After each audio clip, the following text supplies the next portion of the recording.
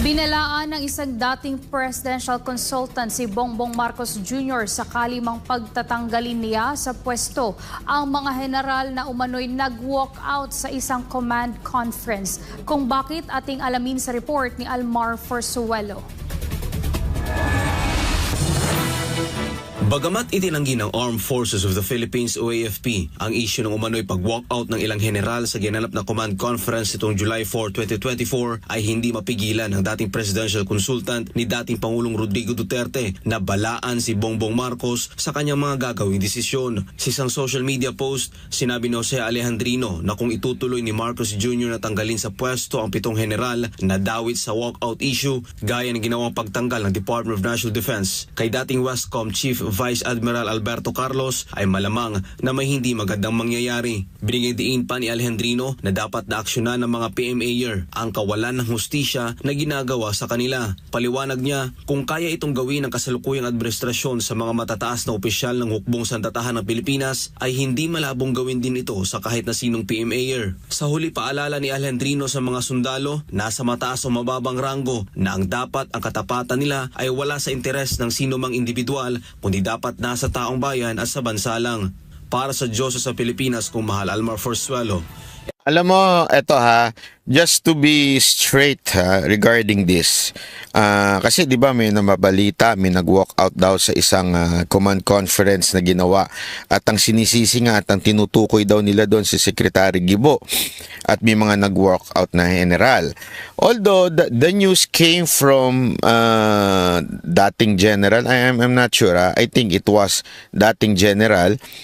I don't know kung ano talaga yung kanyang position, kaya lang ang pangalan ng kanyang vlog ay General, so malamang General, di ba? Tapos ni-repost ni Jason sa at ni-repost din ni Roque. Okay? In terms of ako, hindi ko siya dinidiscuss kasi nga wala hong ebidensyang ipinakita, walang video, wala. It's all kwento. But can we say it is fake news? Kasi ang sinasabi ng AFP, fake news daw. Okay? Sinasabi naman ng iba, naturalmente, i-deny yan. Meron ba namang klaseng inamin mo na totoong may nag-walk out? Siyempre, i-deny at i-deny mo yan. 'Di ba? So, sabi naman ng iba, totoo. Ang akin, hindi ko masasabi if totoo or fake news. Okay? Dahil walang ebidensya ipinakita, at the same time, automatic naman na i-deny yan ng AFP. So, hindi ako sure kung totoo yan o hindi. Gayunpaman, ang sinasabi nitong isang consultant pagdating sa issue na ito, ako naniniwala ko, marami na ang hindi natutuwa sa uniform personnel ng administrasyon ni Marcos. Kasi personally, may mga nakakausap ako na wala naman silang sinasabing Walang sinasabing, alam mo yun, destabilization, walang ganon. Pero hindi sila natutuwa sa mga desisyon. Halimbawa, yung pagpapahamak sa WPS, alam mo, hindi ho natutuwa ang mga sundalo dyan. Kasi sila ang mapapahamak. Alam nila na ito'y away ng Amerika at ng China na nadadamay lang tayo. Alam mo yan ng mga uniform personnel. Meron lang kasing ilan dyan na mga opisyal, kilala mo kung sino ka, natuta ka ng Amerikano, kaya yung mga lingwahe mo, mga statement mo, talagang pro-Amerika. Meron tayong mga ganyang opisyal. Okay? Nandyan ba siya sa picture?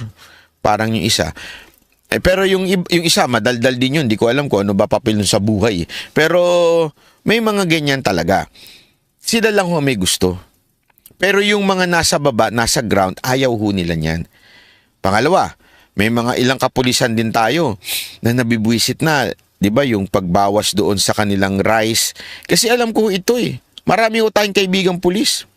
Sinisend nga nila yung mga video sa akin Ewan ko kung sinisend nila yun para banatan ko o sinisend nila yun para i-inform lang nila ako.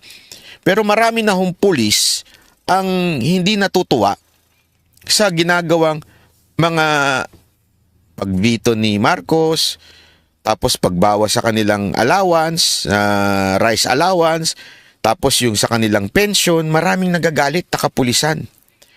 Although, wala naman silang sinasabing gusto nilang ma-disturb. Wala o silang sinasabing ganun. Okay? At the same time, hindi na sila masaya. Kaya lang, wala naman silang choice. Kasi yung ilang mga general, yung mga pinuno ng PNP, sila lang yung natutuwa. Sila lang yung happy. Siyempre, kung ikaw ang nailagay, nasa top official, happy ka. Pero yung mga pobreng nasa baba, hindi ho natutuwa. Pero wala naman silang choice. Dahil pag pumalag ka, magagaya ka sa mga inilalagay na lang sa checkpoint. Hindi ko kasi biro ang checkpoint lalo na pag sa probinsya. Dito sa Maynila medyo maayos-ayos pa ang checkpoint. Ibig sabihin hindi ganun kadelikado. Pero pag sa probinsya grabe ho yan. Buong araw yan, nakatambay. Buong araw, delikado buhay mo. Maraming ganyan. Pag nagsalita, eto na nga lang. Vlogger na nga lang, pinapatulan na nila eh. 'Di ba? Totoo.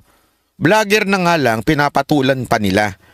How much more kung ikaw ay pulis o sundalo na magsalita laban sa gobyerno? Sigurado, kakanain ka. Pahihirapan ka, ipapatapong ka. Kasi ang mga pulis, hindi hubiro ang sa kanila. Mas, hindi naman sinasabi kung mas sanay pa yung mga sundalong ipinapatapon sa ibang lugar. Kasi, alam nila yung pinasok nila. Ganun talaga ang sundalo eh. Kasi remember, ang sundalo, hindi ho sila pang city. Sila ho ay yung, di ba, alam natin kung saan sila nilalagay. So automatic, alam nila, pag pumasok kami dyan, ididistino kami, palilipat-lipating kami. Unlike police, usually, inilalagay ka kung saan ka nakatira. Halimbawa, taga-Antipolo ka, o pulis ka, ilalagay ka lang within that area, Antipolo, or Marikina, o saan man sa Rizal, basta yung malalapit lang doon. Kasi nga, alam mo yung lugar, kabisado mo, since yun ang trabaho mo, doon ka ilalagay.